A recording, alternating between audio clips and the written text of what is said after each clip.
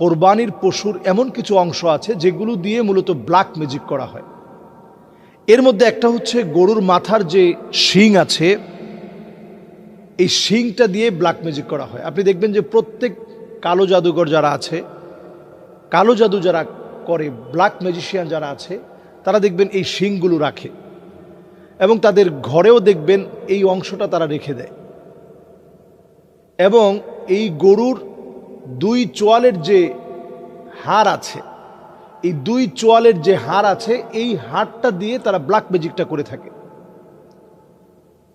এই জন্য এই সমস্ত অংশগুলো মাটির নিচে পুঁতে ফেলা, একে তো যেন দুর্গন্ধ সৃষ্টি না হয় এবং যেন তারা কোনো ক্ষতি না করতে পারে। আপনার যদি সম্ভাবনা থাকে যে কেউ আপনার এগুলো নিয়ে ক্ষতি করার চেষ্টা করবে, তাহলে আপনি বিসমিল্লাহ, শুধু বিসমিল্লাহ বলে এগুলোকে পুঁতে ফেলেন যদি নির্দিষ্ট কোনো জায়গা থাকে, অথবা যদি আপনি কোনো ডাস্টবিনে ফেলেন, অথবা সিটি কর্পোরেশনের যে কোনো গাড়ির মধ্যে যদি আপনি যেখানে অনেক ময়লা টয়লা রেখেছেন ওই ময়লার মধ্যে যদি আপনি দেন, তাহলে আপনি বিসমিল্লাহ বলে রাখেন যাতে করে কেউ আপনার কোনো ক্ষতি করতে না পারে। বিসমিল্লাহিল্লাযী লা ইয়াদুররু মা ইসমিহি শাইউন ফিল আরদি ওয়ালা ফিস সামা ওয়া হুয়াস সামিউল আলিম।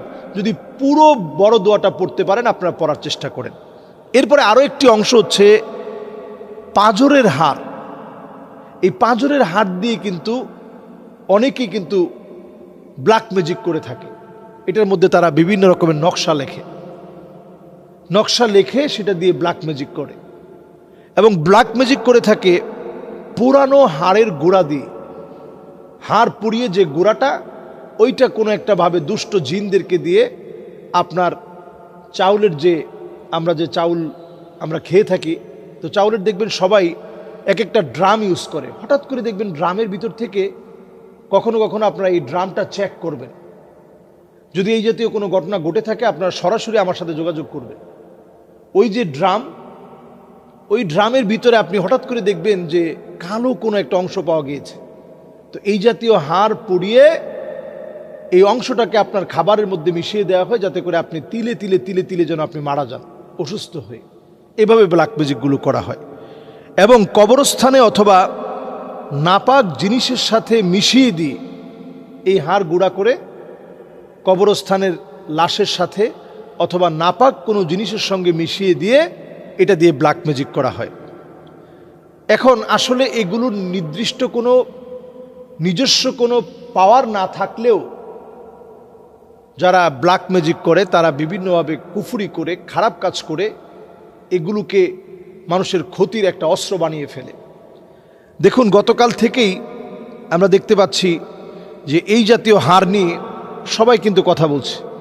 এই জাতীয় হাড় নিয়ে, এই হাড়গুলোর ভিতরে আপনারা দেখবেন নানা রকমের এখানে নকশাগুলো লিখে, সবচেয়ে ভয়ঙ্কর ভয়ঙ্কর খতরনাক যে কালো জাদুগুলো আছে, এই নকশাগুলো করে করে এইভাবে করে মানুষকে মারার জন্য তারা আপ্রাণ চেষ্টা চালায়।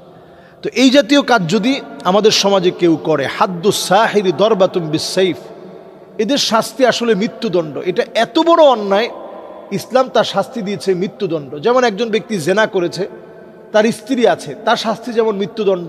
একজনকে হত্যা করেছে, তার শাস্তি যেমন মৃত্যুদণ্ড। যারা ব্ল্যাক ম্যাজিক করে তাদের শাস্তিও মৃত্যুদণ্ড।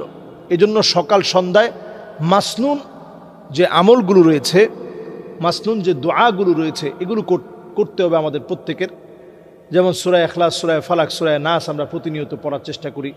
ফজরের পরে সূরা ইখলাস 3 বার, সূরা ফালাক 3 বার, সূরা নাস পড়ার চেষ্টা করি 3 বার। মাগরিবের পরেও 3 বার পড়ার চেষ্টা করি। অন্যান্য নামাজের পরে একবার পড়ার চেষ্টা করি।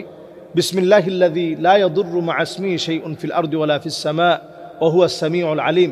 সমস্ত জিন যত শক্তিশালী, যত দুষ্ট হোক, আপনাকে অবশ্যই ভয় পাবে যদি একটা দোয়া আপনি পড়তে পারেন। সেটা হচ্ছে এই, লা ইলাহা ইল্লাল্লাহু ওয়াহদাহু লা শারীকা লাহু লাহুল মুলকু ওয়া লাহুল হামদ ইউহয়ী ওয়া ইউমীত ওয়া হুয়া আলা কুল্লি শাইইন কাদির। এই দোয়াটা আমি আবার বলছি, লা ইলাহা ইল্লাল্লাহু ওয়াহদাহু লা শারীকা লাহু লাহুল মুলকু ওয়া লাহুল হামদ ইউহয়ী ওয়া ইউমীত ওয়া হুয়া আলা কুল্লি শাইইন কাদির।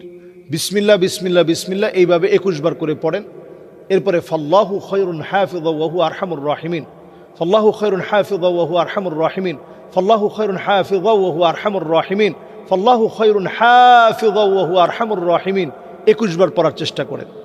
এইভাবে যদি ইনশাআল্লাহ আমল করেন অবশ্যই দেখবেন আল্লাহ রাব্বুল আলামিন সকল রকমের কালো জাদু, ব্ল্যাক ম্যাজিক থেকে আল্লাহ আমাদেরকে হেফাজত করবে।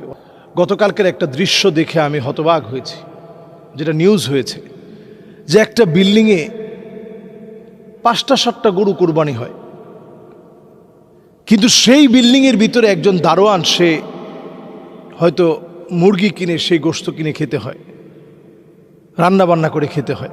আমরা এতটা অমানবিক হই কি করে? এই গোশত আমরা কাকে দিব? আমাদের প্রত্যেকটা দান, যেই দানটা আমরা করি, প্রত্যেকটা দান আল আকরাব ফাল আকরাব, নিকটতম লোকদেরকে দিলে বেশি সওয়াব হয়। এখন নিকটতম লোক কারা? আপনার আত্মীয় স্বজন, পাড়া প্রতিবেশী। নিশ্চয়ই যে মানুষগুলো আপনার সারাউন্ডিং 4 দিন, যে মানুষগুলো আপনার সারাউন্ডিং, আপনার 4 দিকে সবসময় আপনার খোঁজ খবর রাখে, যে মানুষগুলো আপনার ড্রাইভার, যে মানুষগুলো আপনার দারোয়ান, যে মানুষগুলো সব সময় আপনার সুখে দুঃখে আপনার পাশে থাকে, তো এই মানুষগুলোর যদি আপনি আপন মনে না করেন, আপনার আপন কে? এই জন্য এই মানুষগুলোর একটু আপন মনে করতে শিখেন, তাদের মুখে একটু হাসি ফোটানোর চেষ্টা করেন। আমরা অনেক সময় জাকাতের টাকাও ওনাদেরকে দিতে চাই না।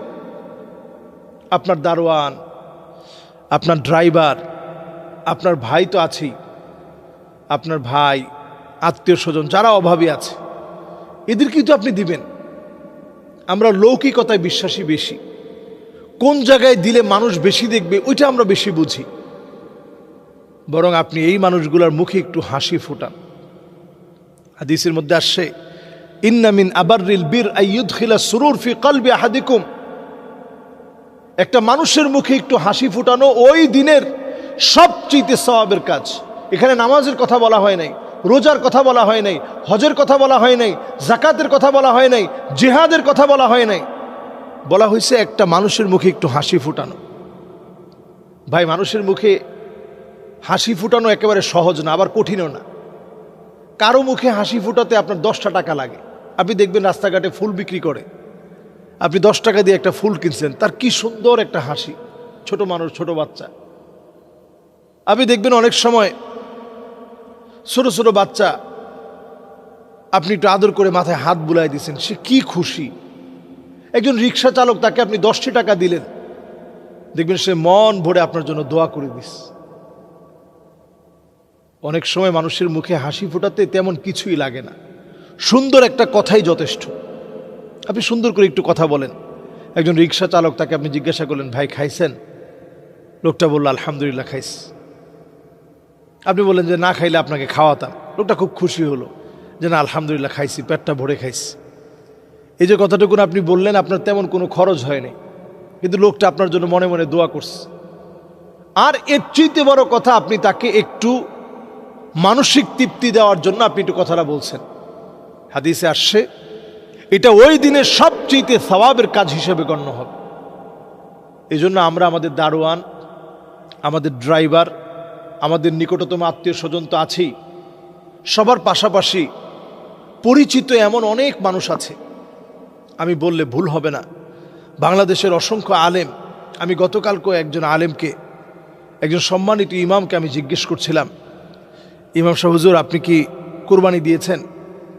তো মাথা নাড়ল। তা আমি জিজ্ঞাসা করলাম, আপনার আব্বা দিয়েছে না আপনি দিচ্ছেন? তো বলতেছে, হুজুর আব্বা দিয়েছে। তো ইমাম সাহেব হুজুরকে জিজ্ঞাসা করলাম যে হুজুর আপনার শ্বশুর? বলছে, হুজুর শ্বশুরও দিচ্ছে। তো হুজুর আমার তো আর কোরবানি দেওয়া দরকার নাই, কোরবানি তো আমার উপরে ওয়াজিব না, তো ওনারা দিচ্ছে, এটাই তো আমার কোরবানি। আমি সত্যি একেবারে হতবাক হয়ে গেছি, হতবম্ব হয়ে গেছি। এই শ্রেণীর মানুষের খবর আমরা নেই না।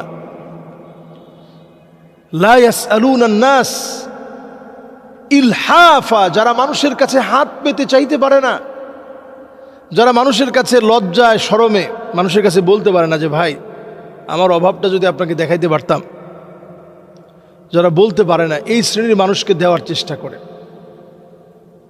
আবু হুরায়রা রাদিয়াল্লাহু তাআলা আনহু একদিন ক্ষুধার্ত, পাশ দিয়ে আবু বকর চলে গেছেন, বুঝতে পারে নাই। হযরত ওমর চলে গেছেন, বুঝতে পারে নাই। রাসূল আসছেন ঠিকই, রাসূল বুঝে আবু হুরায়রাকে সঙ্গে নিয়ে গেছেন। এজন্য আমরা ক্ষুধার্ত মানুষের ক্ষুধা নিবারণের চেষ্টা করি। অভাবী মানুষকে অন্তত এক টুকরা গোশত হলেও আপনি দেন। আল্লাহ তো আপনাকে অনেক দিন কিনে খাওয়ারও তৌফিক দিয়েছেন। হ্যাঁ, আপনি বলবেন যে এই গোশত নেওয়ার পর অনেকে বিক্রি করে দেয়। আরে ভাই, যে বিক্রি করে দিচ্ছে তার জবাব সে দিবে, কিন্তু আপনি একেবারে মানুষকে নিষেধ করে দিয়েন না। অন্তত ছিন্নমূল রাস্তার লোকদেরকে না দিলেও, যারা আপনার আশেপাশের, অন্তত আপনার ড্রাইভার, আপনার দারোয়ান, আপনার আত্মীয় স্বজন, বাসের কাজের বুয়ার যদি কোনো একটা বোন থাকে অভাবী মানুষ, অথবা তার একটা ভাই হয়তো অভাবী মানুষ, তাকে ডেকে এনে আপনি অল্প কিছু গোশত হলেও আপনি দিয়ে দেন। আল্লাহ তাআলা আমাদেরকে এই কোরবানির মধ্য দিয়ে যে ত্যাগ, যে কোরবানির শিক্ষা দিয়েছেন, সেটা অন্তত কিছু হলে অর্জিত হবে। আল্লাহ আমাদেরকে বোঝার তৌফিক দান করুক।